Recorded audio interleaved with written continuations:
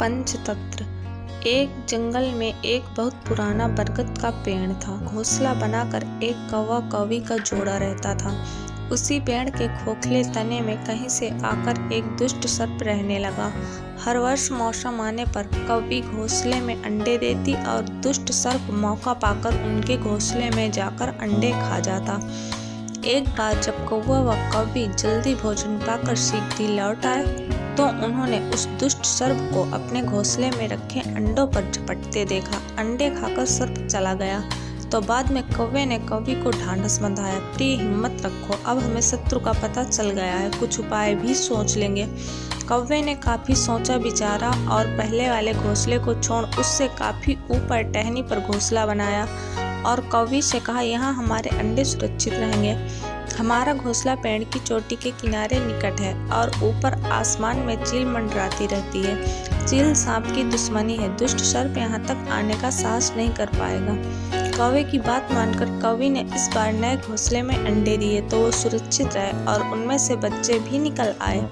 उधर सर्प उनका घोंसला खाली देखकर यह समझा कि उसके डर से कौवा कौवी शायद वहां से चले गए हैं, पर दुष्ट सर्प टोह लेता रहा था। उसने देखा कि कौवा कौवी उसी पेड़ से उड़ते हैं और लौटते भी वही हैं। उसे यह समझते देर नहीं लगी कि उन्होंने नया घोंसला उसी पेड़ पर ऊपर बना रखा है। एक दिन सर्प खोह से निकला और उसने कौवों का नया घोंसला खोज लिया। घोंसले में कौवा दंपति के 3 नवजात शिशु थे। दुष्ट सर्प उन्हें एक एक करके तुरंत निगल गया और अपनी खोह में लौटकर डकारे लेने लगा। कौवा व कौवी लौटे तो घोंसला खाली पाकर सन्न रह गए। घोंसले में हुई टूट फूट व नन्हे कौवों के कोमल पंख बिखरे देखकर वे सारा माजरा समझ गए। कौवी की छाती तो दुख से फटने लगी। कौवी बिलख उठी, तो क्या हर वर्ष मेरे बच्चे सांप का भोजन बनते रहेंगे? कौवा बोला, नहीं, यह मानो कि हमारे सामने विकट समस्या है, पर यहाँ से भागना ही उसका हल नहीं है। विपत्ति के समय ही मित्र काम आते हैं, हमें लोमड़ी मित्र से सलाह लेनी चाहिए। दोनों तुरंत ही लोमड़ी के पास पहुँच गए। लोमड़ी ने अपने मित्रों की दुख भरी कहानी सुनी। उसने कौवा तथा कौवी के आंसू पोंछे। लोमड़ी ने काफी सोचने के बाद कहा, मित्रों, तुम्हें वह पेड़ छोड़कर जाने की जरूरत नहीं है। मेरे दिमाग में एक तरकीब आ रही है जिससे उस दुष्ट सर्प से छुटकारा पाया जा सकता है। लोमड़ी ने अपने चतुर दिमाग में आई तरकीब बताई। लोमड़ी की तरकीब सुनकर कौवा कौवी खुशी से उछल पड़े। उन्होंने लोमड़ी को धन्यवाद दिया और अपने घर लौट आए। अगले ही दिन योजना अमल में लानी थी। उसी वन में बहुत बड़ा सरोवर था। उसमें कमल और नरगिस के फूल खिले रहते थे। हर मंगलवार को उस प्रदेश की राजकुमारी अपनी सहेलियों के साथ वहां जल क्रीड़ा करने आती थी। उसके साथ अंगरक्षक तथा सैनिक भी आते थे। इस बार राजकुमारी आई और सरोवर में स्नान करने जल में उतरी तो योजना के अनुसार कौवा उड़ता हुआ वहां आया।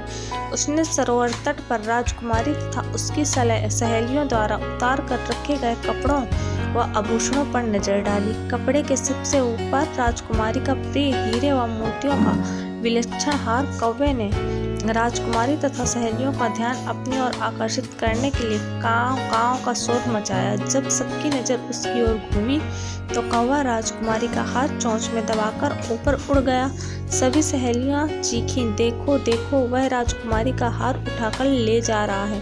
सैनिकों ने ऊपर देखा तो सचमुच एक कौवा हार लेकर धीरे धीरे उड़ता जा रहा था। सैनिक उसी दिशा में दौड़ने लगे। कौवा सैनिकों को अपने पीछे लगाकर धीरे धीरे उड़ता हुआ उसी पेड़ की ओर ले आया। जब सैनिक कुछ ही दूर रह गए तो कौवे ने राजकुमारी का हार इस प्रकार गिराया कि वह सांप वाले खोह के भीतर जा गिरा। सैनिक दौड़कर खोह के पास पहुंचे। उनके सरदार ने खोह के भीतर झांका। उसने कहा, हार और उसके पास में ही एक काले सर्प को कुंडली मारे देखा। वह चिल्लाया, पीछे हटो, अंदर एक नाग है। सरदार ने खोह के भीतर भाला मारा। सर्प घायल हुआ और फुफारता हुआ बाहर निकला। जैसे ही वह बाहर आया सैनिकों ने भालों से उसके टुकड़े टुकड़े कर डाले।